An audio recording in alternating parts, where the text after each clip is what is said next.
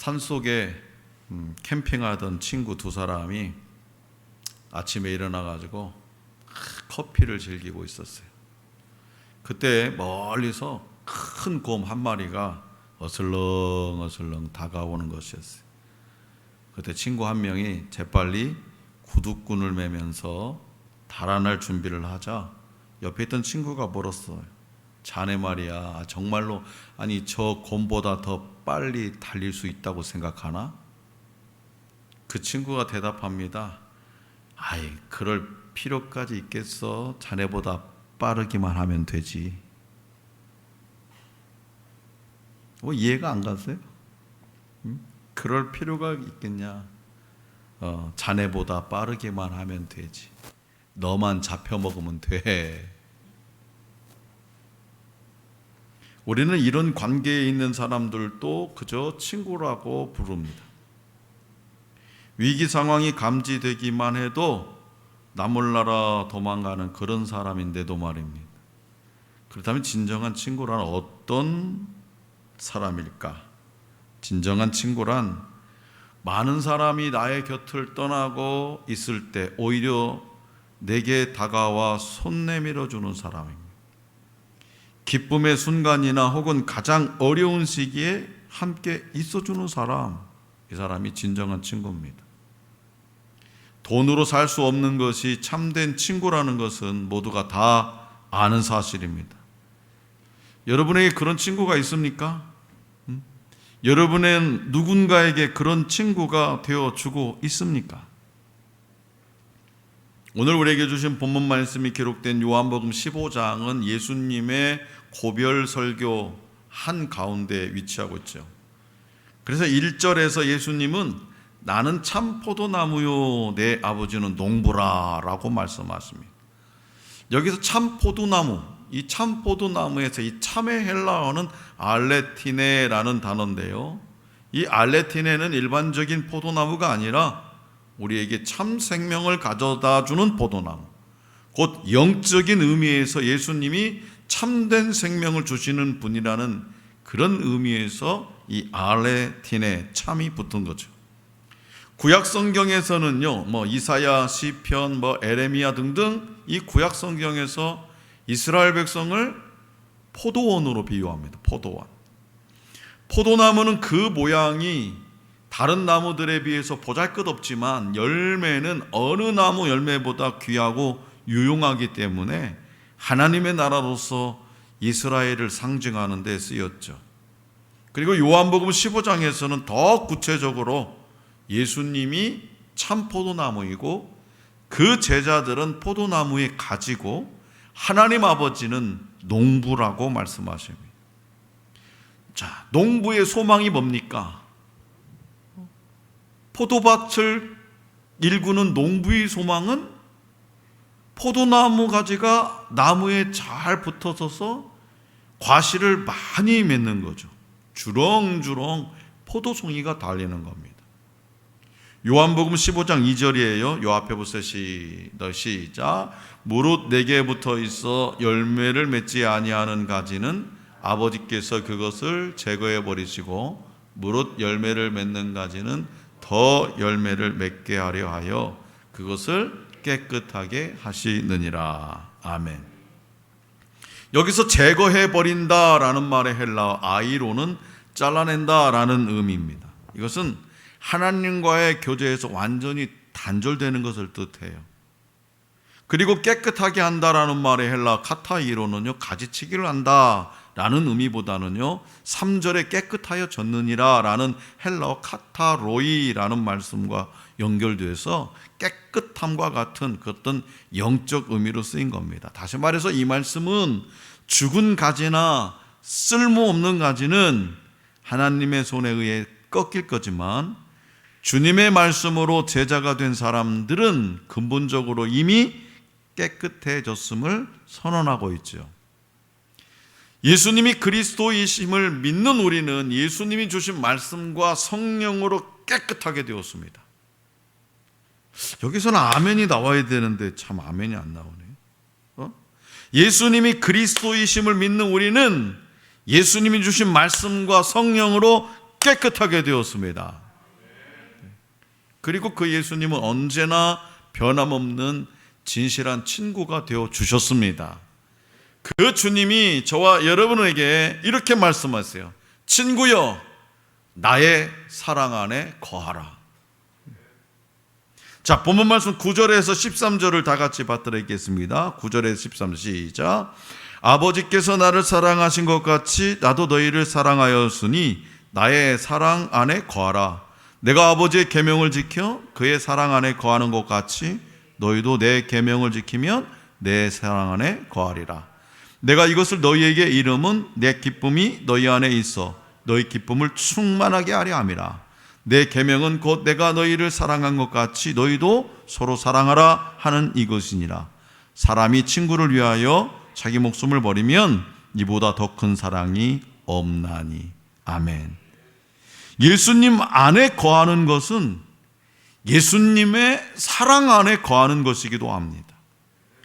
이 사랑은요, 세속적인 사랑이 아닙니다. 이 사랑은 삼위일체 하나님 안에 있는 거룩한 사랑입니다. 자, 본문 말씀 9절. 아버지께서 나를 사랑하신 것 같이 나도 너희를 사랑하였으니 나의 사랑 안에 거하라 라는 말씀은 하나님 아버지께서 예수님을 사랑하신 것처럼 하나님 아버지께서 예수님을 얼마만큼 사랑했었을까요? 엄청나게 사랑하셨겠죠. 말로 형언할 수 없을 정도로 하나님 아버지께서 예수님을 사랑하신 것처럼 예수님이 우리를 사랑하시니 그 사랑 안에 머물라는 겁니다. 이 사랑은요, 십자가 사랑으로 완성되었습니다. 그리고 예수님의 사랑 안에 거하는 방법은 본문 말씀 10절과 같이 예수님의 계명을 지키는 것이, 그리스도 안에 거하는 삶, 예수 안에 거하는 삶은, 예수님의 사랑 안에 삶, 사랑 안에 거하는 삶은 기도나 말씀, 묵상과 같은 어떤 개인적인 경건 생활뿐만 아니라 일상생활에서 그분의 계명을 적극적으로 지키는 생활을 통해서 이루어집니다. 그래서 예수님은 본문 말씀 12절에서 새 계명을 가르쳐 주셨죠. 내가 너희를 사랑한 것 같이 너희도 서로 사랑하라. 서로 사랑하는 것, 서로 사랑하는 것이 예수님이 오늘 저와 여러분들에게 주신 새 계명입니다. 그래서 이 계명을 지키면 예수님의 사랑 안에 거하게 되는 거예요. 그렇다면 왜 저와 여러분들에게 예수님의 사랑 안에 거하라고 말씀하셨을까요? 그것은 바로 본문 말씀 11절과 같이 기쁨을 충만하게 하려. 기쁨을 충만하게. 여러분 기쁘게 살고 싶어요? 슬프게 살고 싶어요? 기쁘게 살고 싶죠. 여러분 짜증내면서 살고 싶어요? 아니면 인상 쓰면서 살고 싶어요? 둘도 아니죠. 행복하게 즐겁게 기쁘게 살고 싶죠. 네. 예수님의 사랑 안에 거하라고 한 이유가 뭐냐? 기쁨을 충만하게 하려고. 이 기쁨은 예수님이 주시는 기쁨이고요, 거룩한 기쁨입니다. 또한 적극적으로 형제를 사랑하는 사람들에게 주어지는 기쁨입니다. 그렇기 때문에 그리스도인의 삶은 결코 지루하거나 따분하지 않습니다. 예수 믿는 사람들이 나 따분해, 심심해 죽겠어, 사랑하지 않는, 예수 안에 거하지 않는, 그렇기 때문에 우리는 하늘의 기쁨으로 충만해야지요. 이어서 예수님은 가장 크게 확장된 사랑의 형태를 말씀하세요. 가장 크게 확장된 사랑의 형태요, 그것은 바로 뭐냐? 13절 말씀과 같이 친구를 위해 목숨을 버리는 사랑입니다. 그런 사랑 해보셨습니까? 아니, 그냥 눈으로 목격이라도 한번 해보셨습니까? 친구를 위해 목숨을 버리는 사랑. 하나님의 아들 예수님은 십자가에 달려 자기 목숨을 버려서 죄인인 저와 여러분들을 구원하셨습니다. 그리고 희생적인 그 사랑의 본을 직접 보이셨습니다. 그렇기 때문에 사랑 안에 거하라는 예수님의 말씀은 서로 사랑의 계명을 지키라는 말씀입니다. 성도 여러분, 하나님 아버지와 성령 하나님과 예수님은요, 서로 사랑이라는 깊은 관계를 맺고 계세요. 그리고 그리스도인들이 서로 사랑하는 곳으로 그 사랑을 흘려 보내주십니다. 예수님이 본을 보이신 서로 사랑의 계명을 실천하려면 우리가 살아가고 있는 가정과 교회와 학교와 삶의 일터 등에서 자신과 가까운 사람들부터 사랑해야 됩니다. 이런 사람들이 있어요. 가족은 사랑하지 않은데 밖에 나가서는 사랑을 잘해요. 밖에서는 막 우리 김 사장, 박 사장 진짜 이거야 이거. 그러니까 집에 오면 요즘 그런 아빠들 보기 힘들잖아요. 물, 재떨이, 밥, 이런 거, 손수건.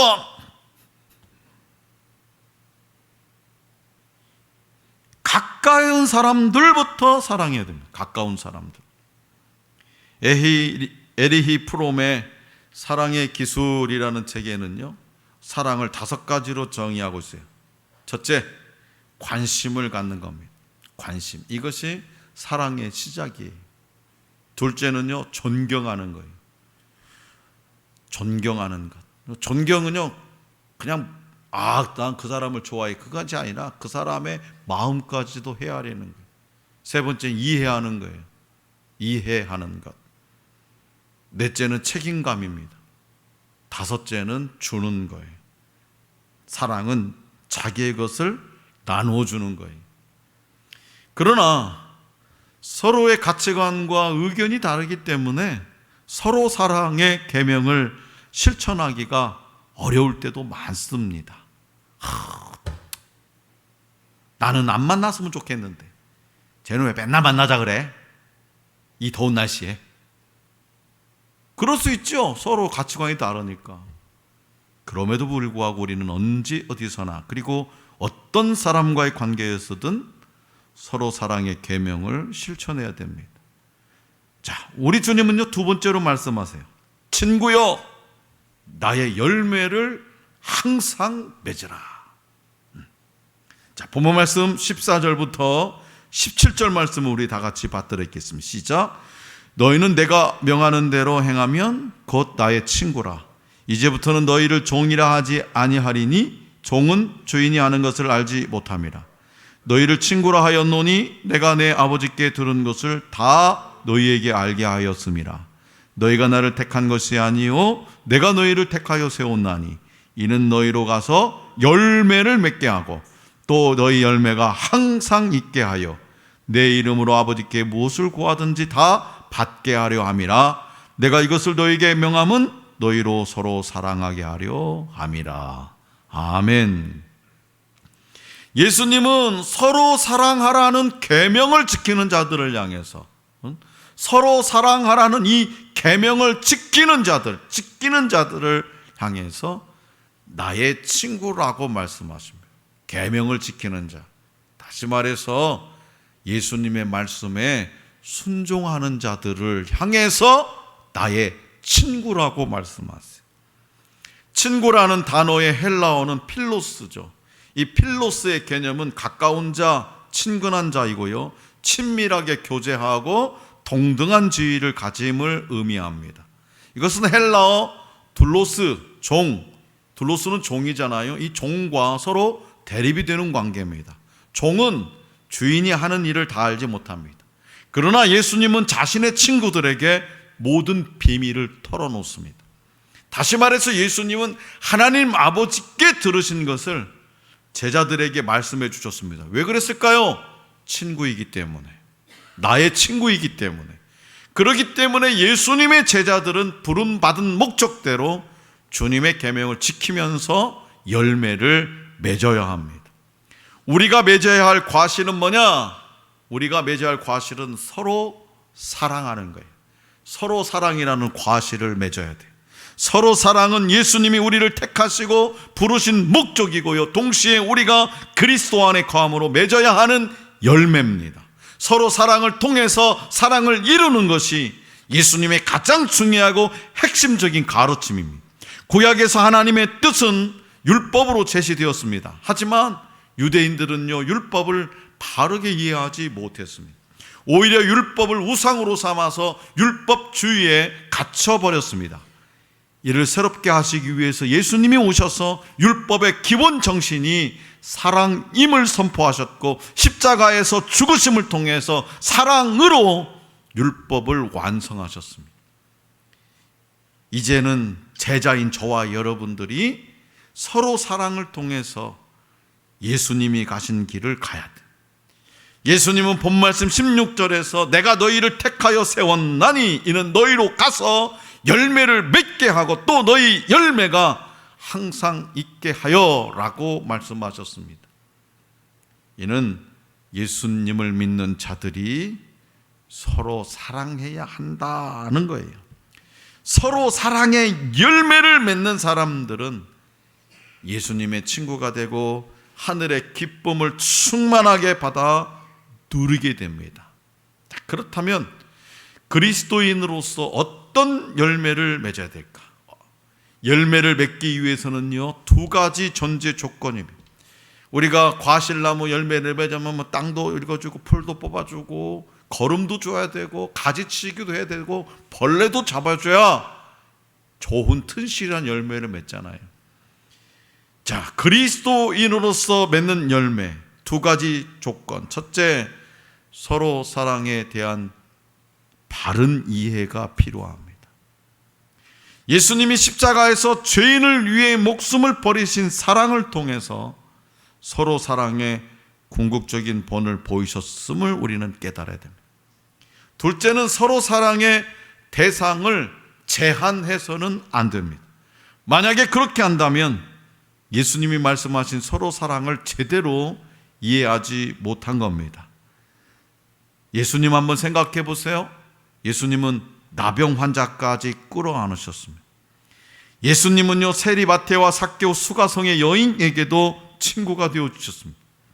예수님은 죽음을 앞두고 자기 사람들을 끝까지 사랑하셨습니다. 가룟 유다마저도 사랑하셨습니다. 예수님은 자기를 십자가에 못 박는 사람들을 위해서도 기도하셨습니다.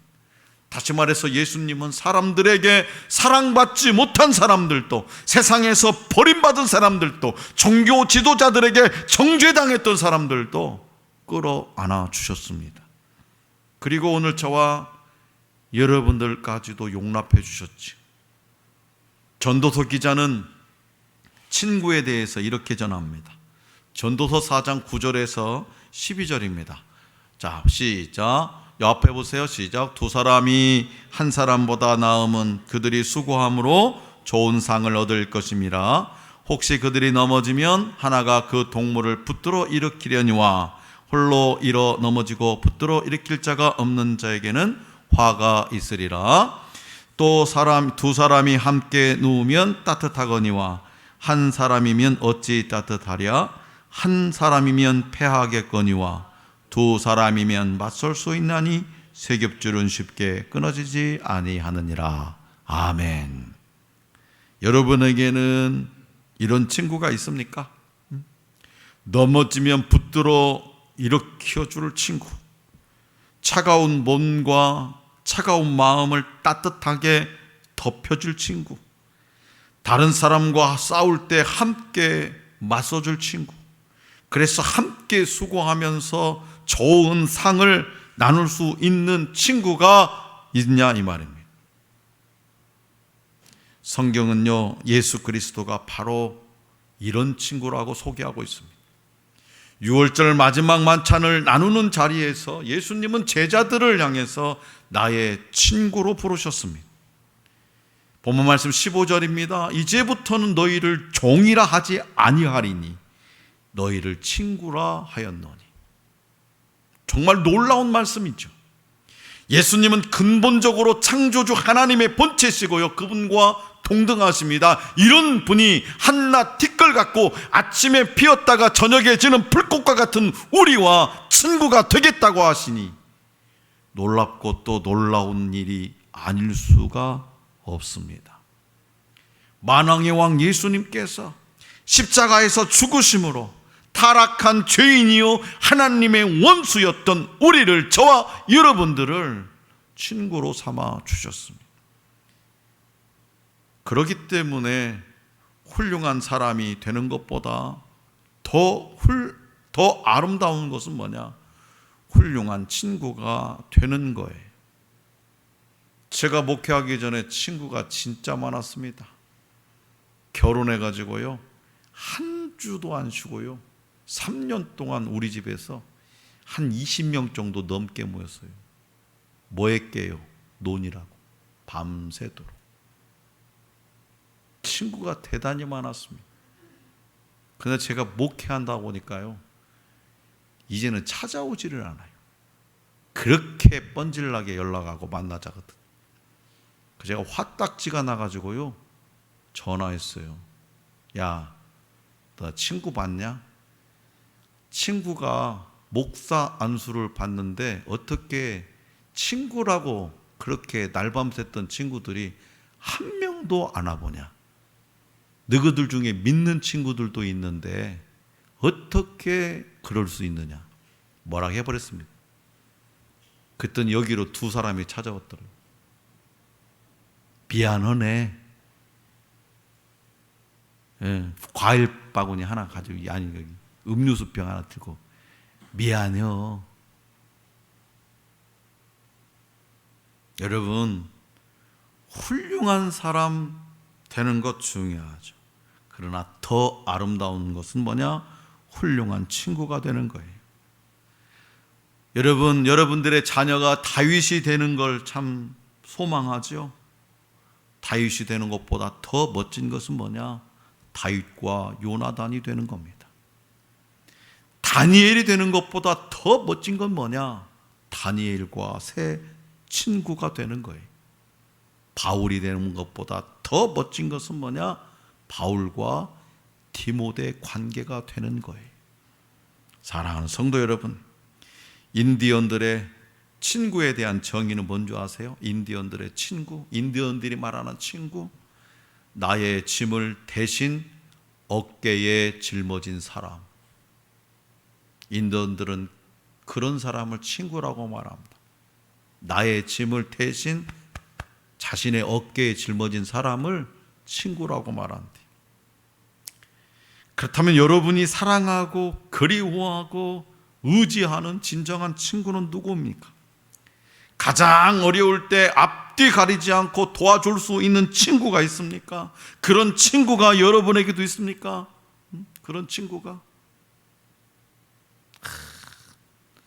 어이, 그 누구 망했디야? 다 도망갑니다. 전화도 안 받습니다. 그런 친구가 여러분에게도 있습니까? 있지요. 적어도 한 명은 확실히 있습니다. 여러분에게 You are my friend, 너는 나의 친구야 라고 말씀하시는 예수 그리스도이십니다. 예수님은 늘 여러분들을 생각하고 계세요. 여러분들을 사랑하고 여러분들을 기뻐하고 여러분들을 염려하고 있습니다. 또한 여러분들을 그리워하고 여러분과 함께 시간을 보내기를 원하고 계십니다. 그렇다면 여러분들은 얼마나 예수님과 시간을 보내고 있습니까? 예수님과 인생의 깊은 대화를 얼마나 나누고 있습니까? 여러분의 형편과 상황을 설명하고 아이디어를 구하고 도움을 요청하고 있습니까? 예수님을 완전히 잊고 살고 계시지는 않습니까? 예수님과 친밀한 관계를 맺을 때 우리는 그 엄청난 사랑을, 엄청난 능력의 사랑을 가지고 살아가게 됩니다. 그러므로 서로 사랑에 대한 자기 자신의 생각과 기준을 점검해보고 일상에서 우리와 관계된 모든 사람을 예수님이 사랑하신 것처럼 사랑하시기 바랍니다. 십자가 사랑으로 서로 사랑하면서 아름다운 열매를 맺는 우리 모두가 될 수 있기를 간절히 기원합니다.